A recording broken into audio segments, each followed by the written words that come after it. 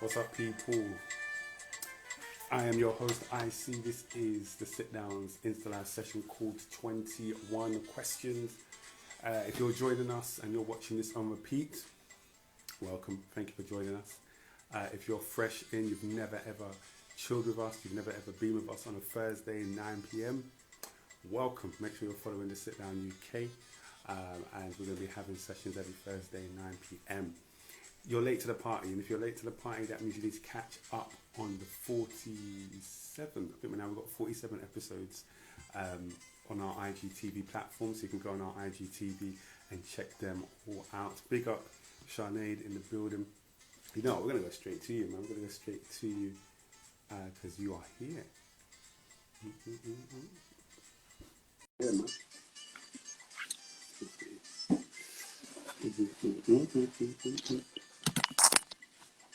What's Hello. up? Hey. How are you? Actually, no, let me get my... I'm good. How are you? I'm good. I'm a bit nervous, but I'm okay. You? Why are you there? You do this all the time. I know, but it feels when you're actually sitting on the seat where you're being interviewed, it's like, oh, I'm good. No, thank you for coming on. No worries. Like, I was thinking of who I wanted on, and because I've had therapy this year. I think I started this year. Mm-hmm. Yeah, I think that's last year, one of them. And I was really always interested in being a therapist. I remember I said that to you. And I thought, you know what, I'd love to delve deep into the mind of a therapist, because my therapist helps a lot. And I wanted to know, what is it like on the other side? And you are the celebrity therapist. So do you like that title? No. I don't mind the title, but it's not all you do. Yeah, it's not all me. I kind of like the proper wording of it. But yeah, it's fine. I don't mind people calling me celebrity therapist. Yeah. But yeah, no, that's fine. To everyone that's joining us, welcome to 21 Questions. I'm your host, IC. This is the SITDOWN's weekly INSTALIVE platform, where we just find out a bit deeper behind people's stories and who they are and what's made them who they are today. And we've got 47, I believe it's 47 now, 47 episodes. You can check on IGTV or you can check on YouTube. Just listen to these conversations and just gain what you can from them. Last week we had, who did we have last week? We had Aurelie, that's it. We had Aurelie Sharma. And in fact, hers was like the highest that we've ever had. So check that out, man. Great conversation. But we're here today with Sharnade. Am I saying your name right? Yeah, you are. Yes, back. We're here with Sharnade. We're going to have an amazing time. I am going, do you know how this works? So you've got 21 questions or more. You can use one pass card. If you don't want to answer a question, that's fine. But we always start you off with light work. We've got quick fire questions. Okay. Don't think about them too much. Oh my God. All right. Okay. Gosh, I'm so hot. Okay, so first one. Okay. What's one thing that made you smile this week? Oh my God. I'm gonna say my daughter. I didn't even know you had a daughter. Yeah, not many people do. But yeah, I have a 3-year-old. Okay, mine's coming up to 2. Oh, she is boy or girl? Girl. Girl. Oh yeah. Mine, she's gonna be 4 next month. Wow. Okay. Wow.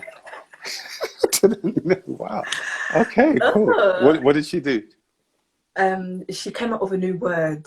I can't remember what the word was, but it just made me smile because she's so intelligent. And when they come up with new words, it's like, where did you learn that from? Yeah. So yeah. What's her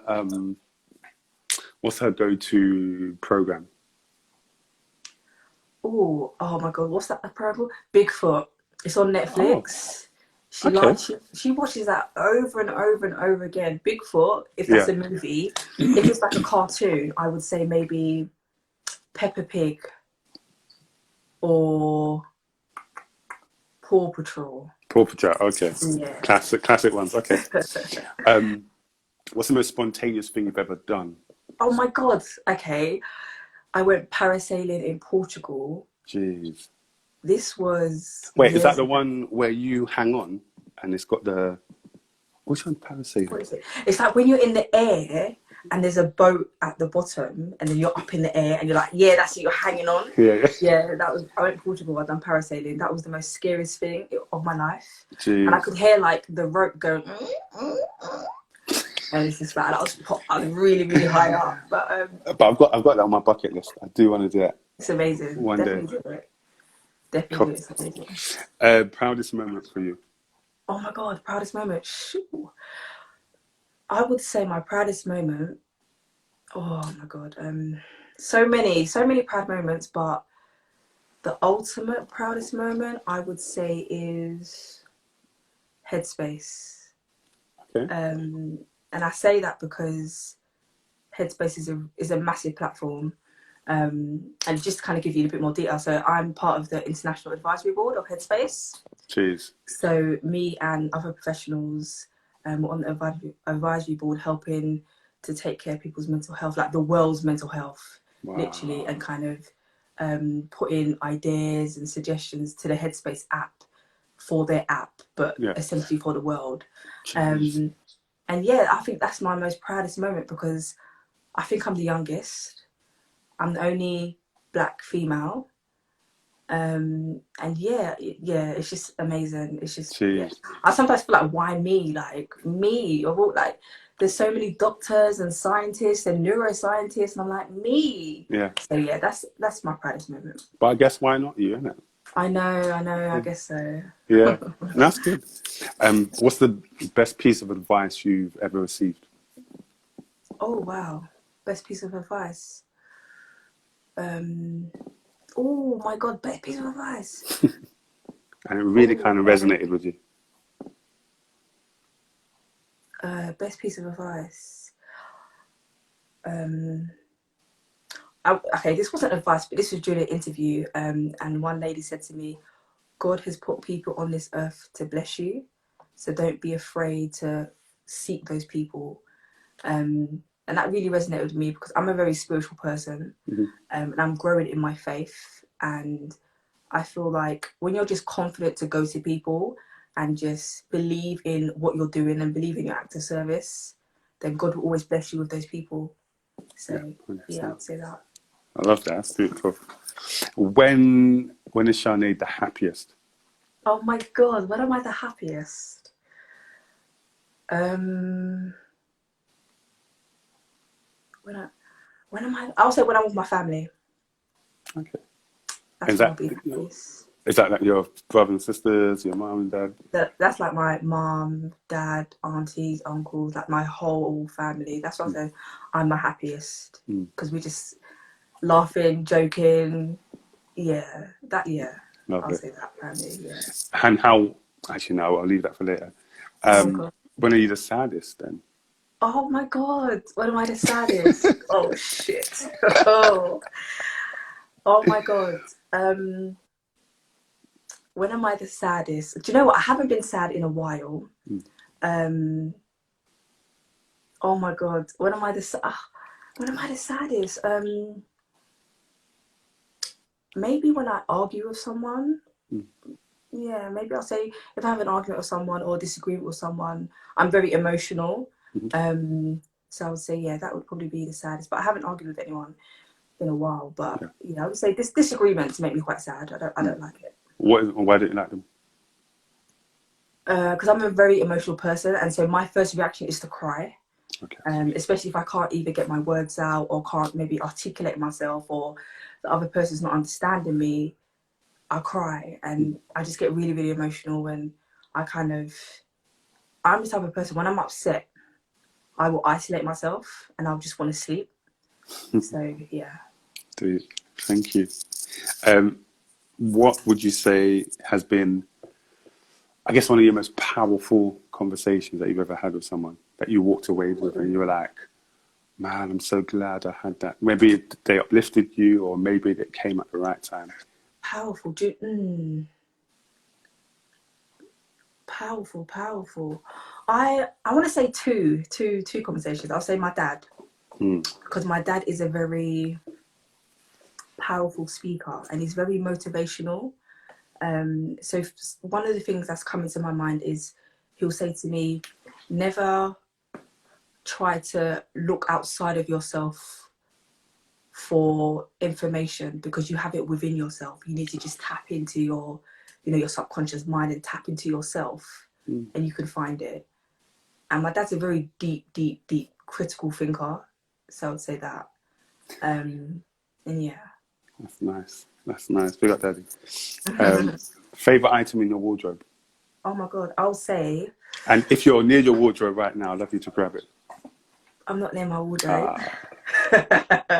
My favorite item, I would say, my suit from Zara. I feel like, as of recent, I like to wear suits. I feel a bit more, I feel very powerful in a suit now, especially within my career. And suits are comfortable as well, actually. So yeah, I'll say, yeah, my Zara suit. With what you do, does what you wear play a critical role in that, a critical part? It depends. Yes and yes. I'll say yes, it does. Especially online. So online, you know, as a therapist, you want to portray yourself as a therapist, essentially, as a professional. Yeah. But then there are other areas to me. You know, I do like wearing like tracksuits and t-shirts and stuff. So I just got to be very mindful of like how I present myself on social media, essentially, because there's a lot of eyes, and you want to present yourself well, and you know. So that is interesting. What is it? What is? What's one question, or what is one topic you always shy away from? Oh my, what I always shy away from? Oh my God, that's a really good question. What do I shy away from? Like, if I asked you that question, you would be like, oh man, why did he ask me that? Relationships. And I'm not gonna get into it, but yeah, I would say that. What's one of your favorite quotes, if you have one? Favorite quote? I would say what comes to mind is "Feel the fear and do it anyway." Trust me, jeez. That's a very powerful quote. That's very powerful, because essentially for me, I get very socially anxious, and so when I say to myself like "Feel the fear and do it anyway," it just kind of puts me in that mind frame and that mindset, like just do it, and then I just kind of just do it. So yeah, feel your emotions, don't be afraid. Yeah. And when you say you're socially anxious, what does that mean, to be socially anxious? Okay, so I have struggled a lot with social anxiety. So social anxiety is essentially where you're anxious in social situations because you're fearful of judgment and criticism from other people. And many people will think, you're socially anxious, you're a therapist, how? Yeah, this is... We are human beings. We're normal people as well as we're therapists, we're normal people. And I would say my social anxiety triggered from because I was bullied in school. Do you know what? I was quite bullied throughout my education, like primary school, secondary school. Yeah. So it kind of really impacted me socially, and I just kind of like, I was that, you know, the type of person where you didn't really have many friends and you was that one person by yourself, or going home by yourself, or I was quite like that due to the bullying. Yeah. And then it just kind of extended in my life, in my adult life, and I kind of just kept to myself a bit, and just was very shy and very kind of introvert. But I'm trying to learn to be a bit more out there. Yeah. But yeah, with time. What was the cause of the bullying? I don't know. They just just bullying me, and just I don't know. You know, to this day, I don't know. I would just say just typical school bullying. Primary school, secondary school, and it was like my friends always had the saying, "It's always you. It's always you, Sharnade. It's always you. It's always you," kind of thing. Because my mouth was a bit snappy, but not snappy in a rude way, just kind of like honest snappy. And I feel like some people don't really like that. Okay. And then I guess I was just a target. Mad. Thanks for sharing. Your last quickfire question is: if you won £8 million, what would you do with it? I think I'll buy a property. That's quite a property. Would that be in a house. this country? Ooh, good question. Yeah, I reckon in multiple countries, but one here, probably one in St. Lucia, and probably one in Nigeria, Africa. Okay. Why Nigeria? Because my daughter's Nigerian. Oh, wow. No. Yeah. Wow. She's Igbo. Okay. I'm half and half. I'm Igbo and Yoruba. Yeah. Half? Yeah. Mm. She's Igbo. She's Igbo. Her Igbo cool. name is Chiamaka. Really? Oh, that's nice. I like that. Come on. Well, you've made it through our quickfire round. Oh. How do you feel? I feel hot, but yeah, I'm excited. I'm happy that I made it through. Did you feel hot? Okay, cool. Well, big up to everyone that's joined us. We are talking to Sharnade George, a therapist, a counsellor, a speaker, amazing speaker, a writer. You know, she's done a lot of work writing for amazing publications. And we're just going to delve a bit. Now, she's already in the quickfire round, just giving us bits and bobs of pieces that we're piecing together. And I'm like, wow, I didn't know. So I'm happy we're doing this. Tell me one, let's go back to that, the beginning. Tell me one childhood memory that changed you, for the positive or the negative. Up to you. Wow, you're going deep. Oh yeah, we do. Woo! One childhood. Do you know what? I feel like I have childhood amnesia. That's the word, childhood amnesia. Wow. Okay. And I feel like I have that because I did go through quite a traumatic childhood, especially with parents, what I witnessed and stuff. So it was quite very difficult, I would say. What was the question again? Like, what moment can you remember that changed you positively or negatively? I would say what changed me positive was what I witnessed at home. I kind of made a vow to myself that never in my life will that ever happen in my life. You know, when I'm seeking a partner and when I'm building a family. Yeah. And that has stuck with me for a very long. I haven't addressed it, but that's something that stuck with me and has kind of played a big role in like my life and how I bring up my daughter and with her dad and stuff. So yeah, I would definitely say that. Like, yeah. What was it that you witnessed?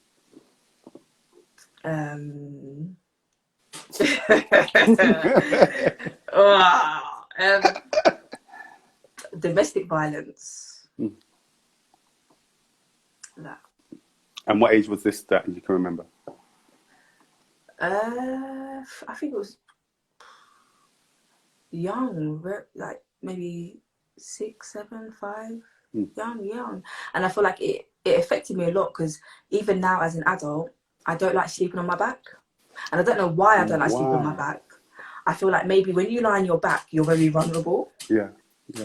But yeah, whenever I sleep on my back, I get nightmares. And so I don't sleep on my back. I haven't kind of like I said, I haven't sought any help or whatever. So I don't know if it is because of my childhood that I don't like laying on my back. But yeah, when I'm sleeping, I always sleep on my side or my tummy because I'm very sensitive to like violence. So like if there's anything on TV that's I can't watch it. Wow. Anything violent, like I'm very, very sensitive to it. I can't, like, it will affect me at night.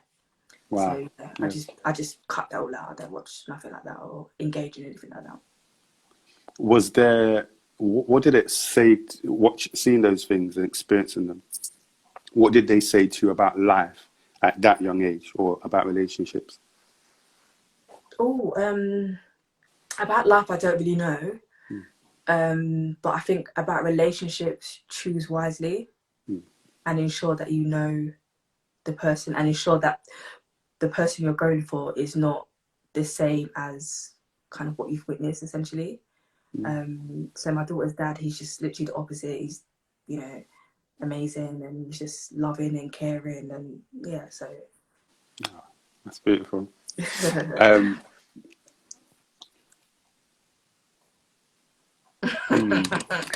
All those things like that.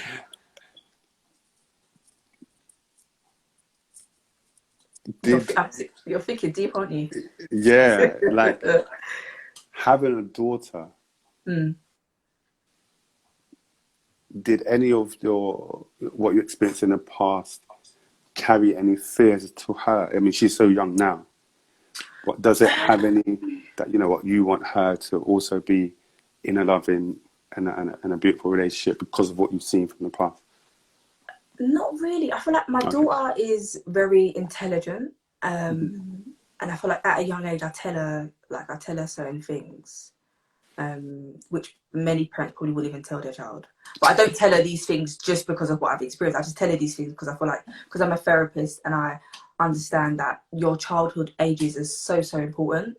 From the age of 0 to 7 is the most crucial ages of your child's life. So you need to protect those throughout those ages. Because things can develop within their subconscious mind, and then as an adult it can, you know, manifest, and you know, difficulties can arise. So yeah, and despite what I witnessed, my parents were very loving towards me. So I guess I just use that love with my daughter. I'm very loving, I'm very affectionate, and as a family we're just very loving and very affectionate and very positive. So yeah. Have you ever sat, I know you say you haven't addressed it, is that within yourself, or has you ever addressed it with your parents and sat down and had a chat about it? Parents, no, I haven't sat down with them. Myself, in and out. But yeah, I just think it's very blurry. It's very, very blurry. But yeah. No. How you know you've mentioned in the interviews before how, you know, your dad used to play a lot of music, and music was your kind of therapy. Wow. What kind of songs can you remember that really spoke to you, whether it was the lyrics or whether it was the chorus, or what kind of songs from that period of time? I don't know any names, but I would say a lot of reggae. Okay. My dad would play a lot of reggae, Beres Hammond, Donald Jones. Yeah, just a lot of reggae. So reggae is very therapeutic for me. It reminds me of like family, but like the positive side of family, essentially.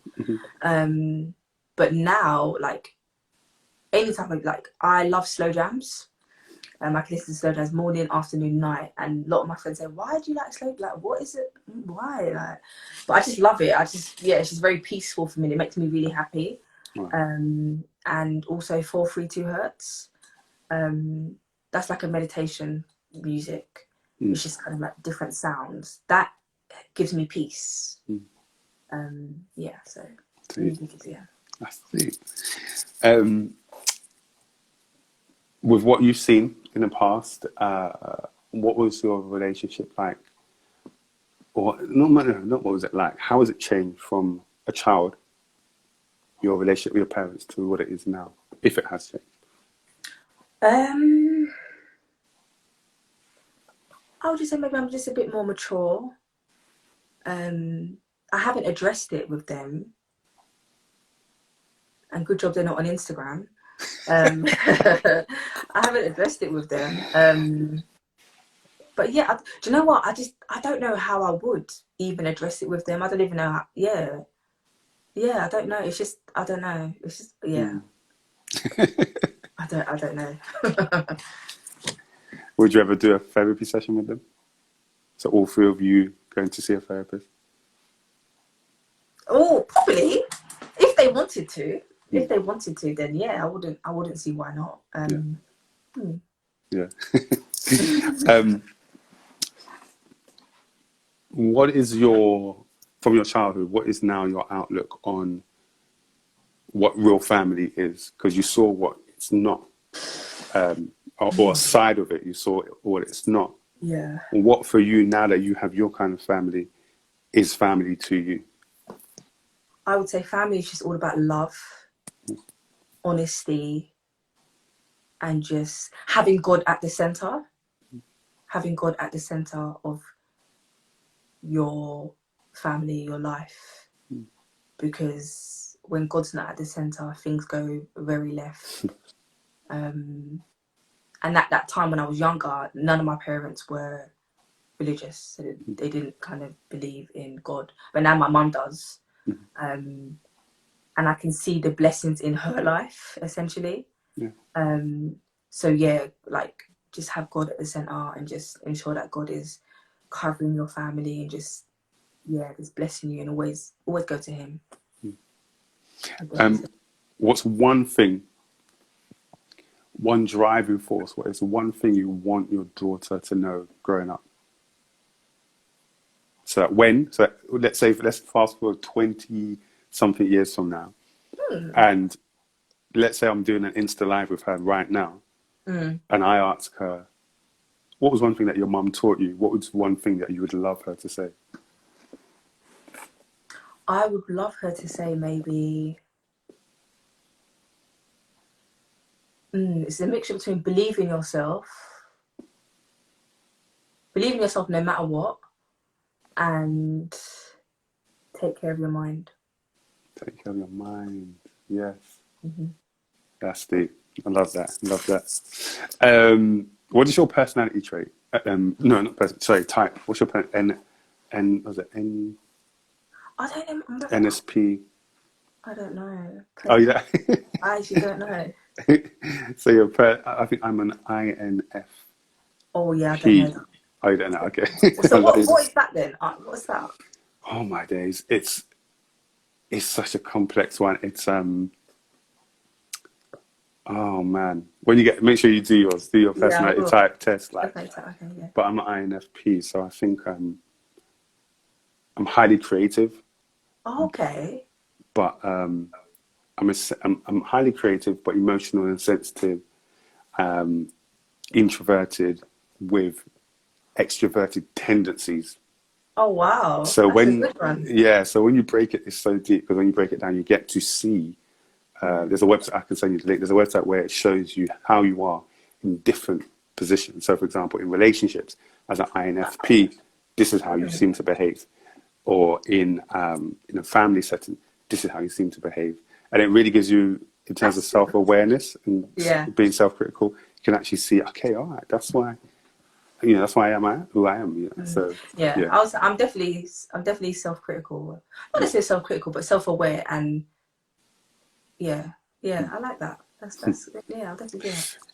What is your area of weakness? Area of weakness. Oh wow. Okay. In terms of like what? Really? And patience. But the reason for that is because when I was a child, being around a lot of anger and being around a lot of impatience, so I feel like that came onto me. As much as I'm loving, I'm caring, there's a side of me that's like, I can get quite angry and I can get quite impatient. Wow. And it's like, I'm trying to control it, but that is like, I can. It's funny you say this, because I'm the same. Oh, are you?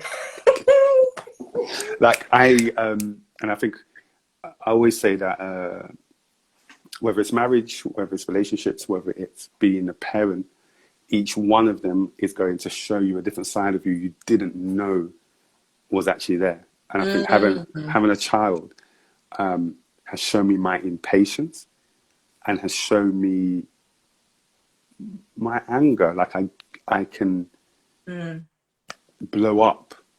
And sometimes sometimes the level in which I'm blowing up, it has no relation to the incident or the thing that has happened. And so, like you said, there's something I'm looking at. I'm like, okay. Childhood. Try and find out where is that being stored up and bursting out from? Because it's not bursting out from the present, it's bursting out from somewhere else. And I think that's why that's one of the reasons I took therapy, because I was like, oh wow.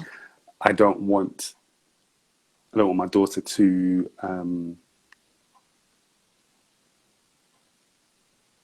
I don't want her to bear the brunt. She doesn't need to bear the brunt of that, because that's not That's not hers to bear. Do you know what I'm saying? That's me.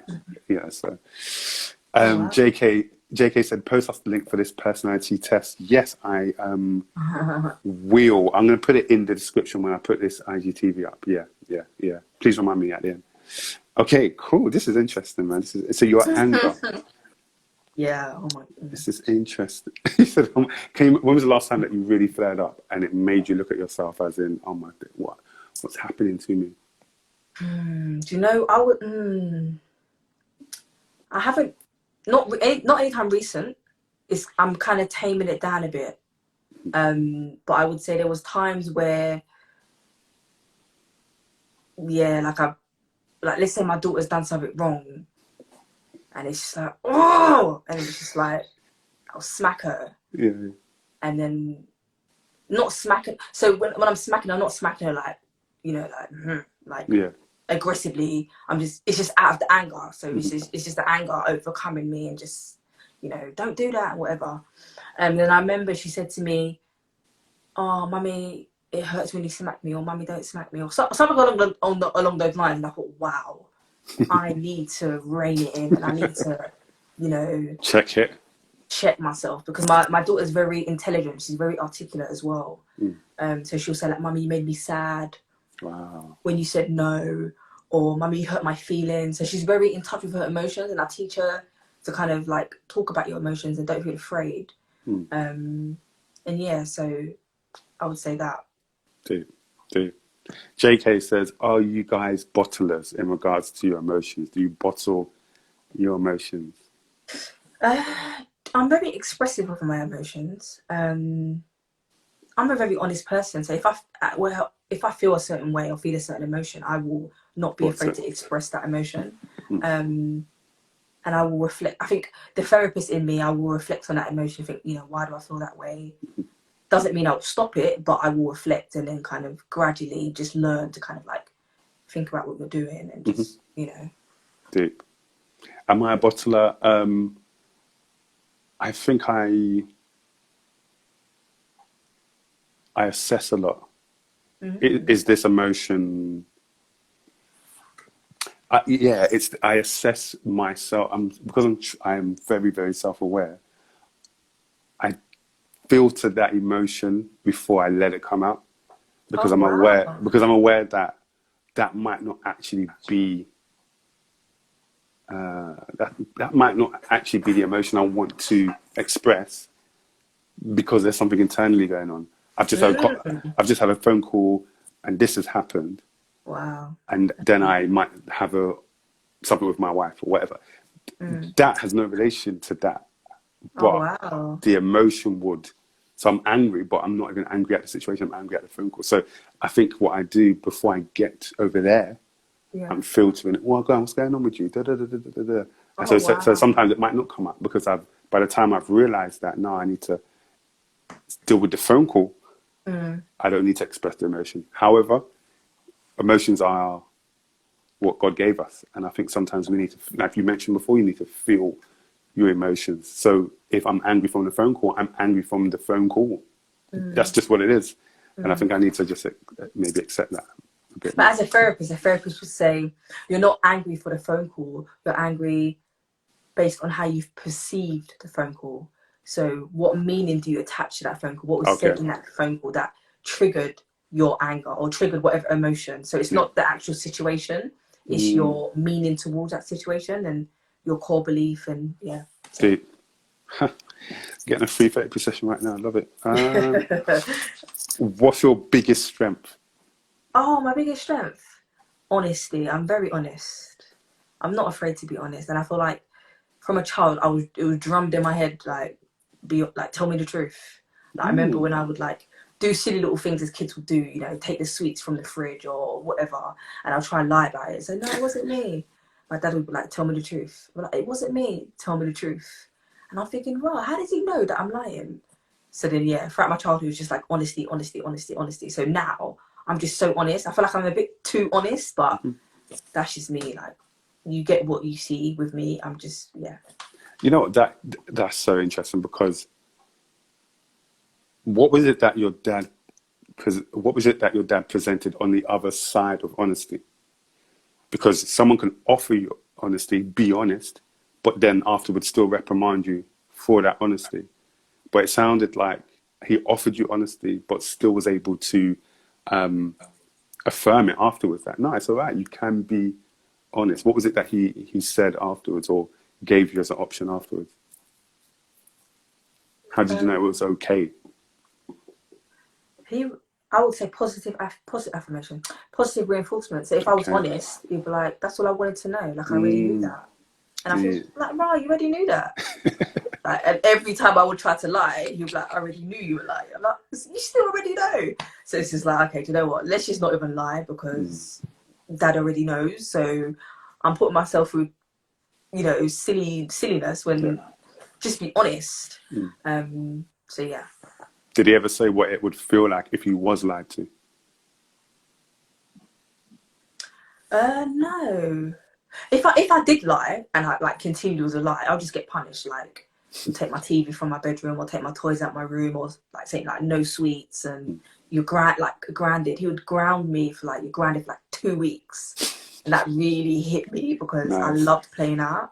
So like things like that, yeah, like grounded, no sweets, like everything that I liked, he would take from me if I was to lie. So then if I'm not lying, then, you know, you can have the sweets, you can go out and stuff. That is beautiful. That's beautiful. I think as a parents, that is one thing that we do want, which is honesty, like transparency, because we know what it's like anyway. We know that you can't get things right all of the time.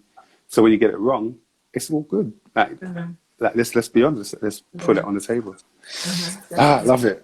What are you most passionate about? What is Sharnade most passionate about? What really gets you beaming?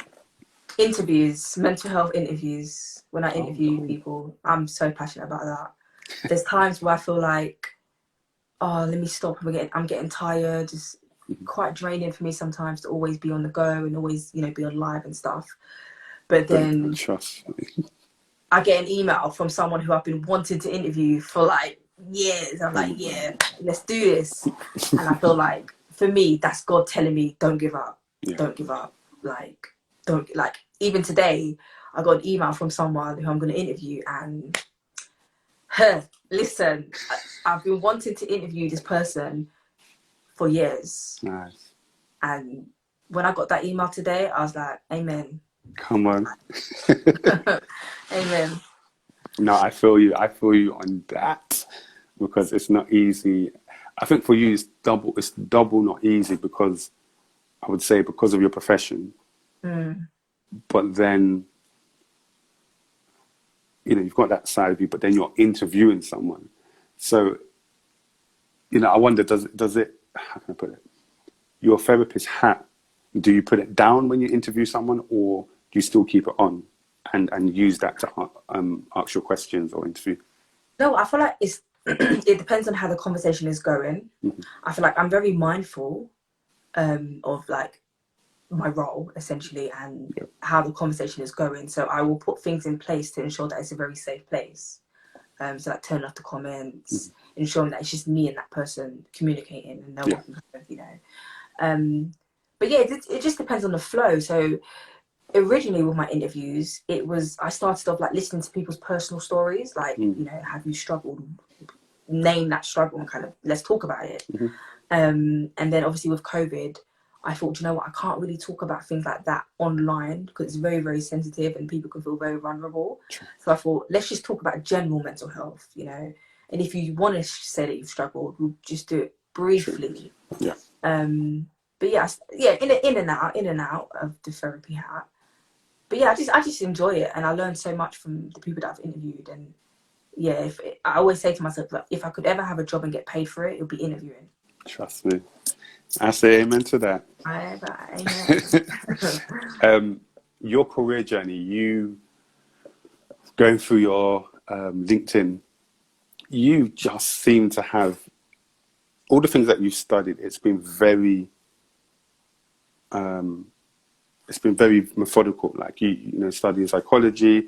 Like it's been. Some people would be like, "Oh, I'm going to do a bit of media, then I'm going to study finance, then I'm going to do economics." and it's all over the place. But yours seems very direct, and I know what I'm doing. This is why I'm studying it. And I wondered, did you always know that this was kind of the profession you wanted, and so you were off like that? Do you know what? Yes and no. Yeah. I remember when I was younger, I always said that I wanted to be like, you know, Wendy Williams? Yeah, Wendy Williams. I wanted to have a show like her because I just loved how she just interviewed people. And that was when I was really, really young. And it's funny that now I'm actually doing that. But do you know what? Not really, you know, because in my school days, I was very I wanted to have fun. I just wanted to just do whatever and stuff. And I went to Coventry University, and I literally failed first year, just failed, like failed. So then I had to leave that uni, and then I went to University of West London, and I was just like, yeah, studying psychology. It wasn't like a big thing to me, but I think where I knew what I wanted to do was when I went on work experience. No, not work experience. Yeah, work experience and working in a psychiatric hospital. And just seeing the presentations of people who are mentally ill, it was just like, I was always intrigued, like, how do you get to that stage? Like, how do you get to that stage? How do you get to that stage? And how can I help you from not getting there? And, you know, the mind is so powerful, and I feel like we don't really understand how powerful the mind is. And I feel like in life, we need to, well, for me, I believe, this is just personal, we need to pay respect to spirituality, science, because I feel like everything's very scientific, and we just kind of discredit spirituality, and we, you know, try to hide that under the carpet. But I do believe there's a lot of spiritual elements to mental illness and mental health. I haven't, you know, dig deep into what it is exactly, but yeah. So I would just say working in a psychiatric hospital and just, you know, working in the world essentially, as opposed to uni, because uni, I'm a bit, when it comes to like academically, I'm not as fast and as clever as one may think. I'm quite slow, so it takes a lot for me to kind of understand things. But when it comes to experience and putting me out there, like, I'm there, like 100%, I'm there. But academically, takes a while. When you spoke to, did you ever get to speak to patients at the psychiatric hospital? What did you find? Was there any common thread in their story that landed them in that position? Abuse.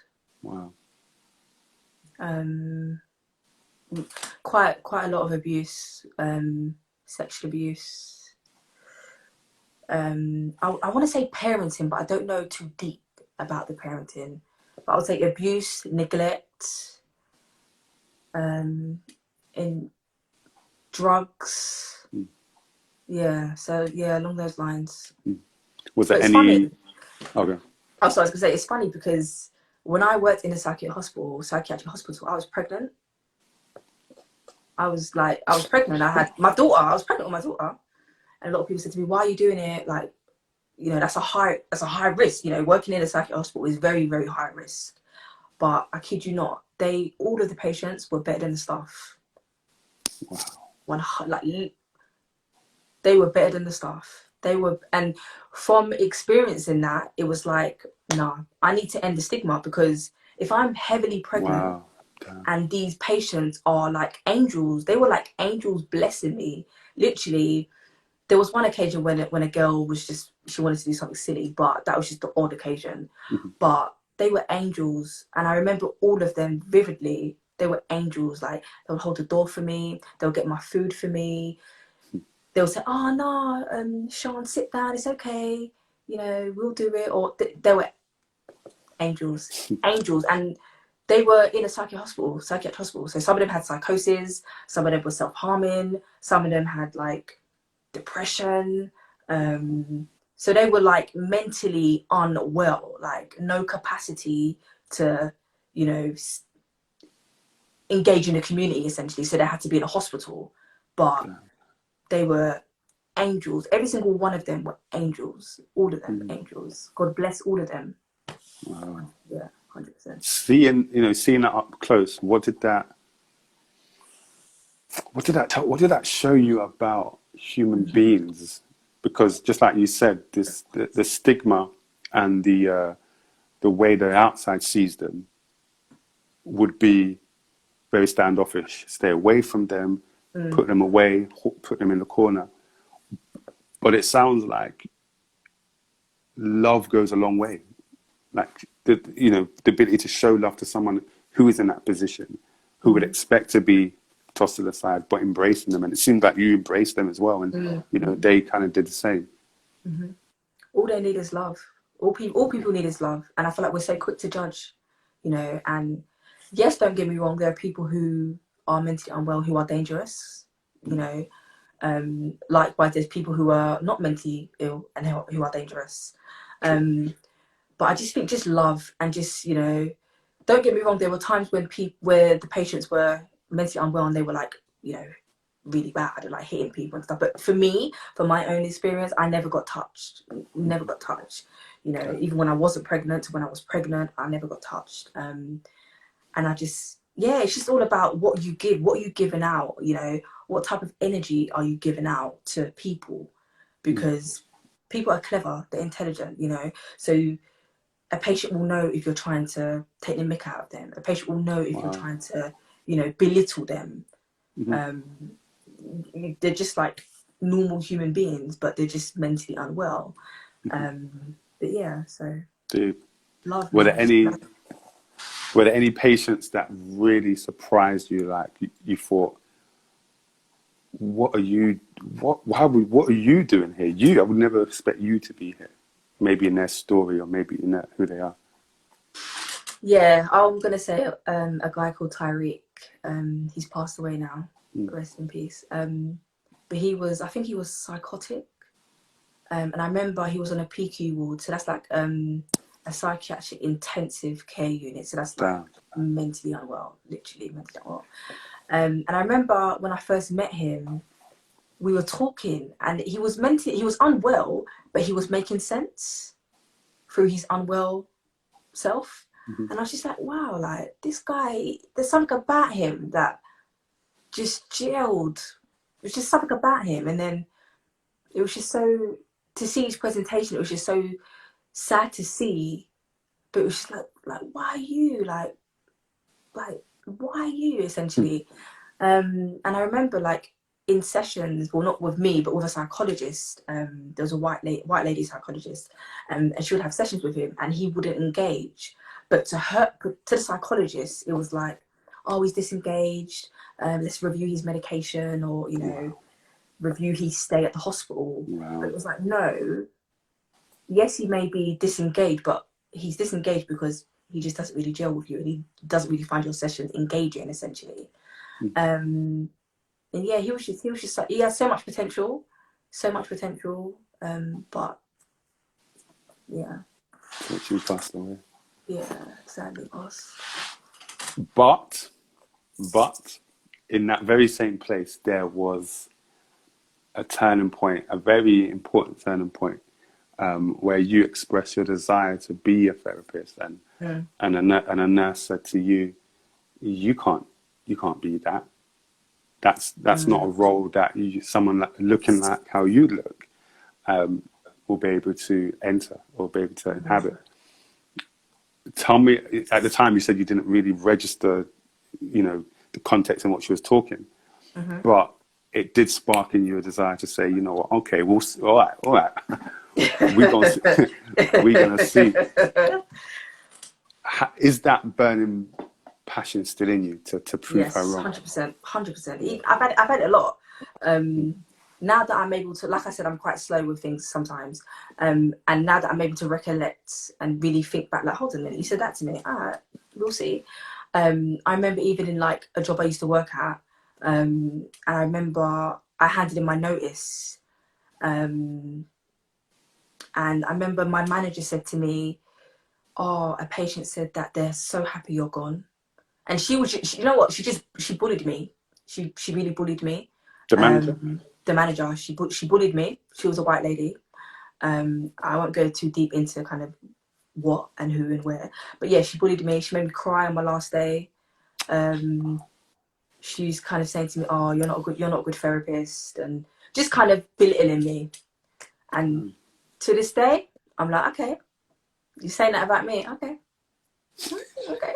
So I have it in the back of my mind. I'm like, okay, all them people who tried to belittle me and tell me I couldn't and tell me, you know, I'm not good enough or whatever. Okay. Because God is on my side, and evidently you can see what I'm doing. And it's like, okay. That's it. Okay. Okay. I love that. What would you say are the biggest misconceptions about therapy and being a therapist yourself? I would say biggest misconceptions, people think that therapists have it all together and that they don't struggle with their mental health. That's a no. We're humans and we still struggle. You know, when you said you get angry, I was like, what are you talking about? Why would... And it's dumb for me to think that, but angry? And you know, but it's that misconception. You feel that the people who help have already helped themselves. Yeah. I would say that's one of the biggest misconceptions. Like, but you're a therapist though, you should know how to handle your emotions. You're a therapist though, you should. It's like, yeah, I'm a therapist, I should know that, but you know, I'm not perfect, and there will be times I slip up. And what you said about being a therapist and giving, did you say giving therapy? So about being a therapist and therapy in itself. Okay, I'll say the big misconception about therapy itself is that it's not going to help me. That's the biggest misconception. A lot of people don't want to go to therapy because they believe that talking is not going to help. Yeah. Or, you know, they feel scared of judgment, or they feel maybe scared of being vulnerable. But in actual fact, when you're vulnerable, you're stronger. Yeah. And when you talk, it helps you articulate yourself. And therapy, yes, is about talking. There's all different types of therapy anyway. But yeah, therapy is about talking, especially talking therapy. But therapists will give you out of session work to do. So an example of an out of session work could be, you know, understand how your emotions affect how you think, feel, and behave. And, you know, just go home and kind of write, you know, if a situation triggered you, write down the situation, write down the trigger, and write down how you felt, you thought, and you behaved in that situation. Wow. So you're learning. And one thing I like to say is that, or how I work is, I want all my clients to be their own therapist. And if I can give you the skills to be your own therapist, then I've done my job. Yeah, 100%. For me, I understand that therapy can be long term for some people and short term for some people, but if I'm not giving you the tools to navigate in your life, then I need to, you know, retouch my skills and stuff. So that's one thing. I love it.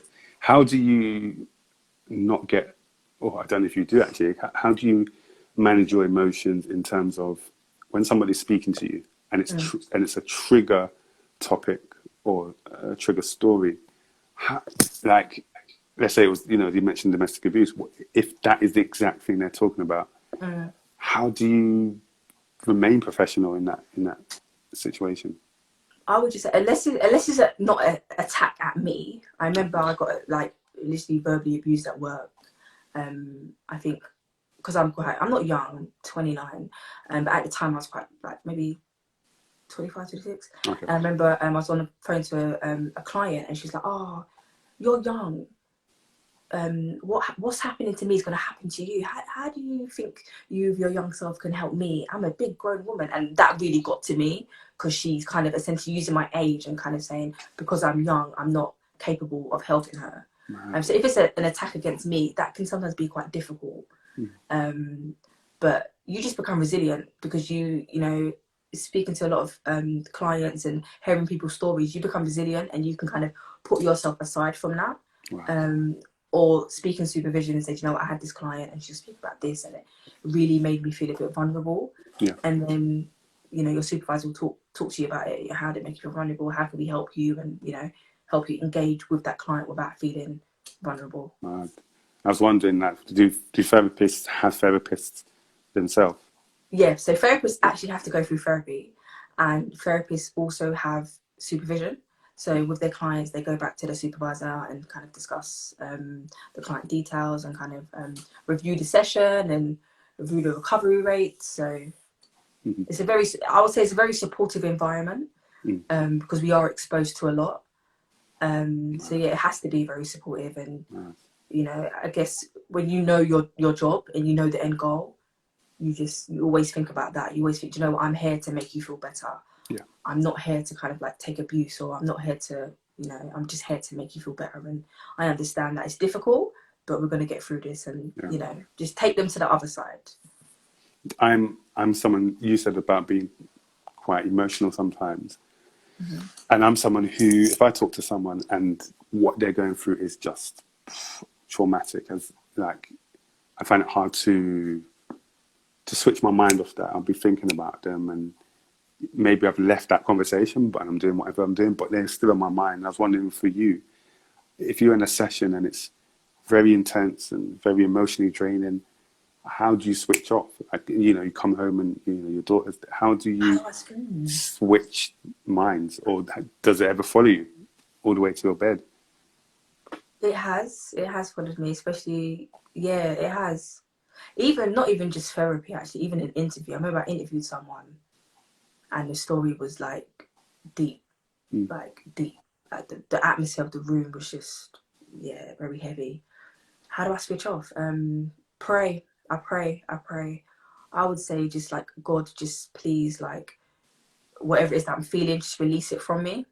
I would say praying, and I would just say maybe talking to my mum, because my mum's very spiritual. So my mum will pray with me over the phone, and going for walks as well, just clearing my head and just, you know, and it's okay. And the thing is, it's okay if, you know, if I am in that experience and I'm feeling quite emotional, that's okay. You know, it will go. But yeah, just do what you can, do as best as you can to kind of, you know, manage yourself and how you feel, essentially. Yeah. With COVID, obviously mental health is almost the buzzword for the last 2 years. Very. What have you found creeping up consistently as a running theme for people when they speak to you? What is it that they're struggling with? I would say anxiety is a big one, especially anxiety about, you know, life, questioning life. What if my job? What if money? What if grief? Losing loved ones.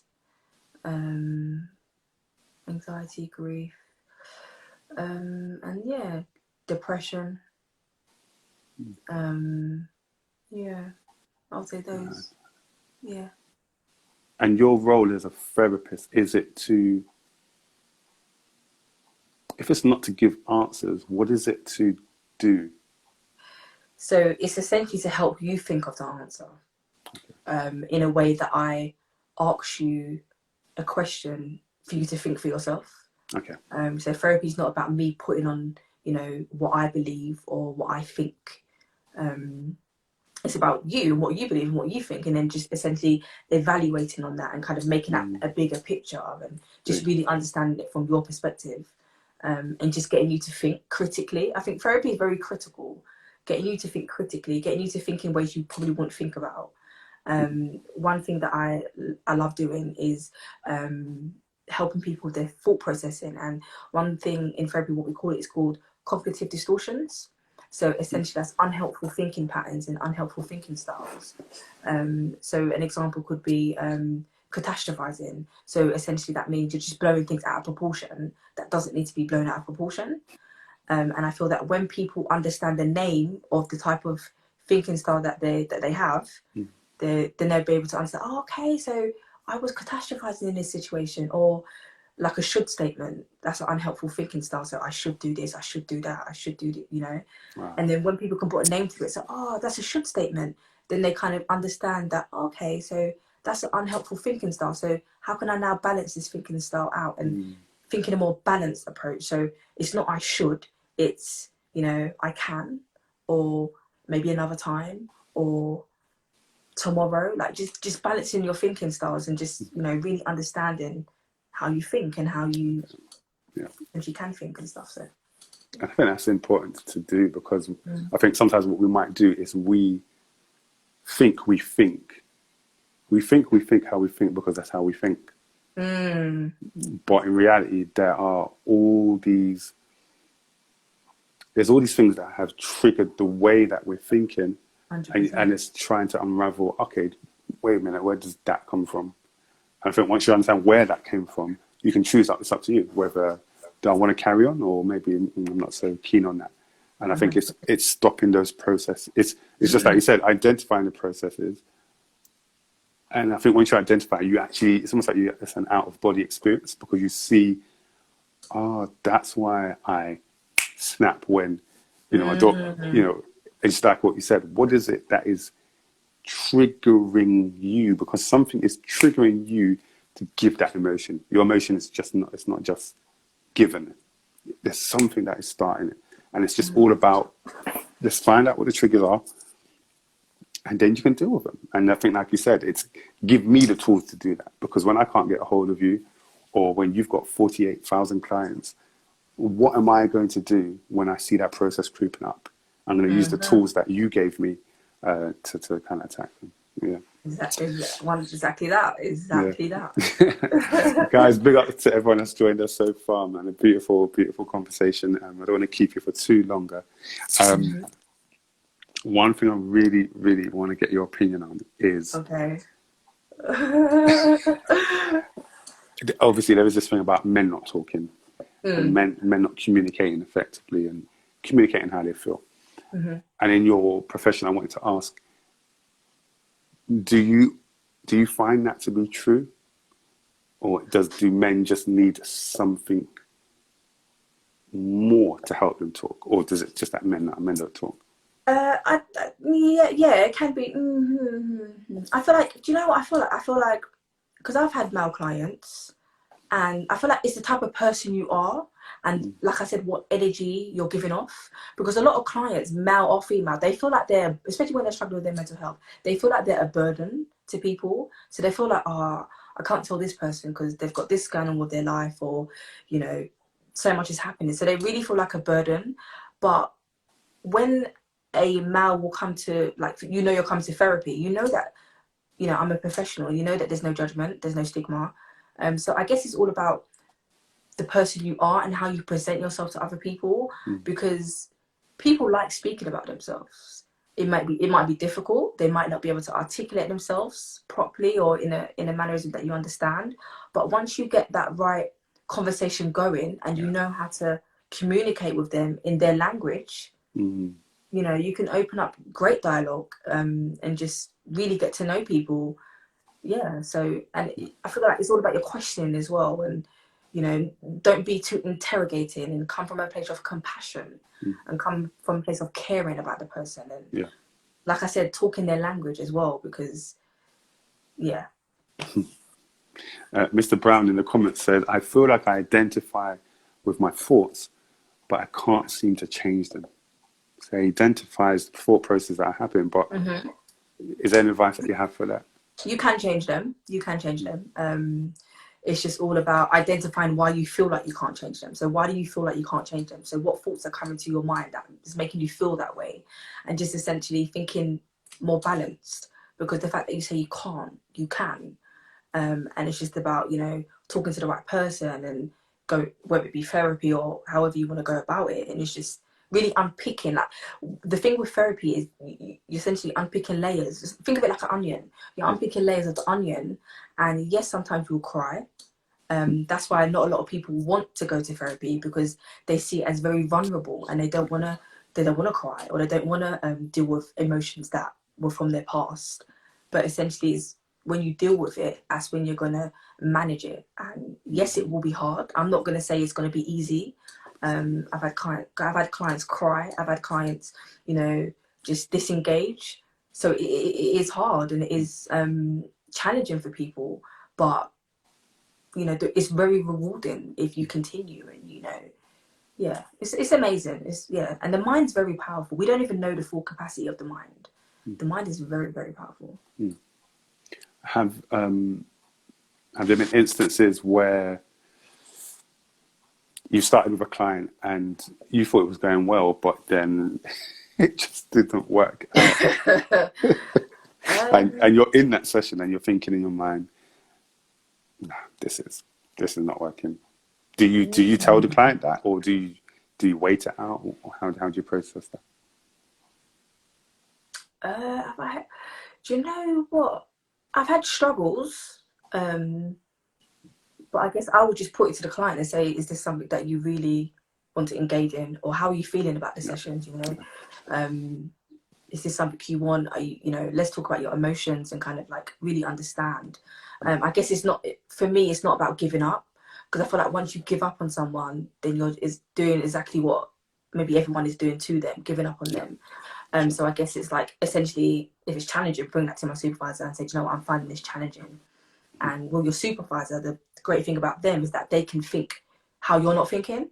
So they can bring things to you and say, okay, why don't you try this approach? Or why don't you talk about this? Or, you know, why don't you address it like that? So yeah, I guess it's just not about giving up. But I have had those moments, and it's just try your best to just think on your feet and just bring it back to, but always bring it back to the client. Always bring it back to them. And then bring it to supervision. Yeah. Lastly, on that, social media. Social media. Gosh, you know, it's a rabbit hole. And tell me from your experience, like, what effect have you seen social media have on people's mental health? And are there ways to kind of manage that or curb that? What are some of the traps that people fall into with social media? I feel like it depends on your mindset when you're going on social media. I don't think it's, and a lot of people say to me, no, it's not social media. But for me personally, I feel like it depends on your mindset when you're going on social media. Yes, social media can be quite, yes, there's pros and cons to social media. It can be quite, I'm going to say damaging, but it can be quite damaging. Yeah, it can be, especially what social media allows for you to put on the platform. Yeah. I guess they have a responsibility of that, of what type of images are you allowing on your platform. You know, you need to be able to monitor that and make people feel safe, especially in comments. You know, people getting bullied or people getting, you know, trolled. You know, social media needs to manage that, but that's their part. But then I guess, you know, on the user's part coming on social media, you know, what type of mind frame are you? What type of mind frame do you have when you're on social media? You know, there's times where people might feel insecure. Like even me, there's times where I might feel insecure and I'll go on a page and look at it and I feel even worse. It's like, why did I do that? So I guess it's 50-50, yeah. But yeah, I think social media does have an impact on people's mental health and their well-being. Just in regards to like the protection and the safety. Because I feel like social media is a good tool. People can use it to do great things. But if it's not like even for me, like when I interview, I take off my comments because there could be someone can come on and kind of say horrible things, and you know. So I guess it's the protection and the safety of social media, and the users. You know, you can create silly profiles and do silly stuff. So I guess that is their part to play. Yeah. And we got our part. Yeah. We've got our part. So it's, you know, 50-50. Soul David in the comments said something amazing. He said, changing the stories we tell ourselves helps us to change our thoughts. Changing the stories that we tell ourselves. Yeah, definitely. Yeah, 100%. Last two questions, and now there you go. How was you mentioned it before, but how has faith played a role in your own personal mental health? I always say when it comes to faith, I'm a baby, but I'm learning a lot. It plays a role in two ways. So the first way is when I read a lot of self-help books or therapy books, not necessarily therapy books, self-help books or like psychology books. There's always a reference to God, or there's always for the books that I've read, there's always a reference to like religion or God. But it's a very small reference. And I kind of thought to myself, like, if I'm reading all these books, why don't I just go to the Bible and just read the Bible? Because they're clearly getting their inspiration from the Bible. So why don't I just go to the source? And then secondly, as I've grown in my faith, God and spirituality has really helped me, because I've seen miracles. you know, through praise and worship, fasting,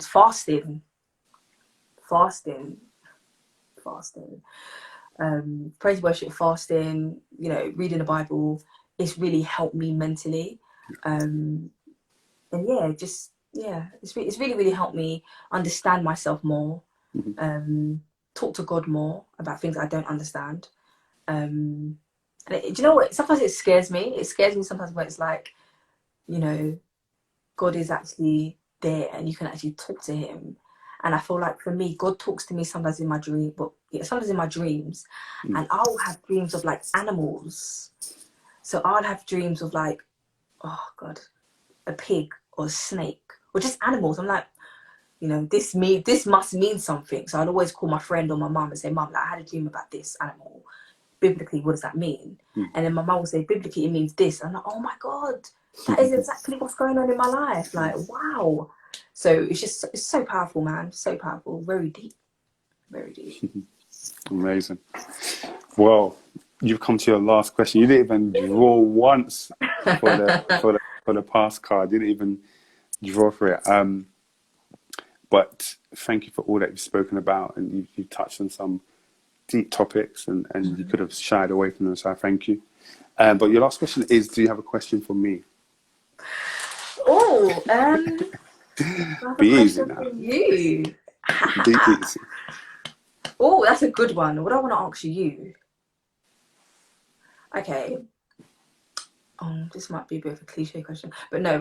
Where do you see yourself going with these interviews? Like, what would be your goal, your ultimate goal? My ultimate goal. You know what? I saw my ultimate goal when I was watching some Netflix program. It's called what is it called? And I've got another question. One more. It's called Letterman Meets. I can't remember. I think it's called Letterman Meets. It's on Netflix, yeah. And David Letterman, he sits down with Obama, Michelle Obama, Jay-Z, just some amazing people. And it's before an audience. And I think the access he has to them and the relationships he has with them enables him to have conversations that they trust him with. And that's what I want to do. I want to, just like you talked about that space, I want to create a safe space where if people really want to talk about things from their heart, just give me a shout, send me an email. It's similar to how Meghan Markle and Harry, they said in their mind, we want to talk on this issue. Who do we talk about with? Oprah. That's what I want. I want to just create a space where people can feel, especially people who are viewed as having it all, because we all know people don't have it all, and they may not feel that they have spaces to do that. I want to be come to someone came to the sit down once, and they said, if you want to find out about the core of a person, the inner core, come to the sit down. And when they said that, I was like, yeah, that's it. That's it. So that's what I love. Yeah. That's beautiful. Yeah. That's amen. You will receive it. It's gonna happen. It's already happening. Amen. It's already in alignment. I got one more question. Who would you love to interview? Like, if I said to you, okay, or if someone said to you, I can get you this person tomorrow, who would you choose? Dead or alive? Ooh, alive. Okay. One person. If someone said to you, right, just tell me the name, they'll come on tomorrow, who would it be? And why? Come on, that is hard. One person. One person. Can it be a male and then one male and then one female? Okay. Thank you, Sharnade. Thank you. Female will be Letitia. Female will be Letitia Wright, and the male will be. It'll be Bugsy Malone. Yeah, wow. Bugsy Come Malone. On, you can do that. You can do that. 100%. 100%. You can do that. Tell them to check my email. You can do that. Yeah, that's already in alignment. You've spoken it out into existence. Yes, indeed. Letitia Wright and Bugsy Malone. Get onto it. Bugsy. Come on, you've got that. I've been on it for the last 2 years, and it will happen. It's going to happen. It's going to happen. Yeah, keep going. The thing is, when it comes to interviews, just keep going. Like, just keep doing what you're doing. 100%, 100%. Keep. And the more you build up your, you know, your profile and your Exactly. people you've interviewed, people will be like, yeah, of course, why not? 100%. You can get that 100%. I'm saying that on my chest. I say it with chest too. 100%. Sharnade, thank you so much for today, man. You know what? I love it. Like you know it yourself. Interviews have a way of just opening. Like you only see certain people in one vein. You know what I'm saying? Especially with social media or whatever platforms. But interviews really show you like the other sides. And with you, that's what it's done. It's like all these things you're saying. I'm like, what? But it's beautiful because I just wanted to know. And I remember when I started out, there was a guy that said to me, he's got a platform, big up DJ Double. And I asked him, I said, I want to start this platform. What advice? Because I really look up to what you do. He said, only ask the questions you want to know personally. Don't ask the questions that you think people want you to ask. Wow. Because when you ask the questions that you want to ask are going to be so different, and so meaningful to you that it's going to bring out something totally different. So only ask the questions that you desperately in your heart want to know. Let everybody else ask the general questions. I love that. But when you ask those questions, it brings out the richness of an interview. And with you, that's what I've heard today. So much context to your story and so much understanding of what drives you. And we see it in what you do, what you've experienced, but also what you've learned. You're putting it together and saying, no, I'm not only going to make this different for me, but for the world. So thank you so much. Wishing you all the best. So say hello to everyone. And yeah, man, we always say, if you come to the 21 questions, we're just a support of what you do. So anything you put out there, we pounce on it and we repost, we shout, we scream about it. So keep doing what you're doing. It is amazing. Thank you so much. And you keep doing what you do. Thank you. This is my first actual professional interview. For real? Yeah, like I get, sometimes people ask me to be interviewed and I'm sometimes a bit, because I want it to be on a platform where, you know, the person knows what they're doing and they know how to make me feel comfortable. And, you know, because interviewing is a big thing. It's not just, let me interview you. And, you know, it's a big role, you know. And you made me feel really welcome. And I loved your questions. I loved it. I was anxious, but I loved it. And you dug deep. And you got things out of me that I didn't feel that I was going to talk about. But yeah, thank you so much. And God bless you. And Bugsy Malone, Letitia Wright, they're coming your way. They are coming. As soon as I get that email, I'm going to send you a message and be like, it's go time. It's coming. It's coming soon. 2021. Come on. Speak it. Amen. Thank you. Thank you so much. Thank you. No worries. See you later. All right, then. Oh, they've changed it. I can't even do it on my side. Guys, thank you so much for joining us today. Let us know in the comment section how you found it, whether you were there for the last 5 minutes, whether you were there from beginning to end. Let me know what you thought about it. JK said, you guys have been great. Mr. Brown said, this was awesome. Wolfa said, loved this. Thank you so much. Thank you so much. Thank you for all of you that have joined us. This is going to be on IGTV straight after. So if you didn't catch all of it, you can watch the whole thing on our IGTV channel. We also then upload this onto YouTube. So if you like to watch things on YouTube while you're washing the dishes or working out or whatever you're doing, feel free to click the link in our bio and you can watch it on YouTube. And if you're still traveling to work in this pandemic, we have it on podcast. So everything is via the link in the bio. If you're on Clubhouse, come follow us, come holler at us at the Sit Down UK. We have a club there. Again, link in bio. And we have appreciation rooms over there, meaning we pick a topic, we pick a song, an artist or a figure or even a film. And if you love that, we invite you to come into the room and just show your appreciation for it. Our last one was with Getz. Before that, we had Wretch32, Kano. And we've got some amazing ones planned in coming on in the works. So please check us out on all those different platforms. But until next Thursday, I am your host, Icy. I'll see you next Thursday, 9 p.m. Click the link in our bio. Watch all the episodes on our IGTV. Until then, it's all love. And I'll see you then. Take care. God bless.